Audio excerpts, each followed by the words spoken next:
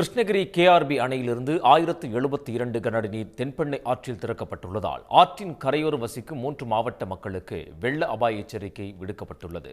கூடுதல் விவரங்களை வழங்குவதற்காக இணைகிறார் செய்தியாளர் விஜயபிரபாகரன். விவரங்கள். கிருஷ்ணகிரி மாவட்டம் மற்றும் கர்நாடக மாநிலம் தென்பெண்ணை ஆற்று நீர்பிடிப்பு பகுதிகளில் பெய்து வரும் கனமழை காரணமாக கிருஷ்ணகிரி கேஆர்பி அணைக்கு நீர்வரத்தானது அதிகரித்துள்ளது. கேஆர்பி அணைக்கு நீர்வரத்து நேற்று வினாடிக்கு 376 கனஅடியாக இருந்த நிலையில் இன்று 943 கனஅடியாக உயர்ந்துள்ளது.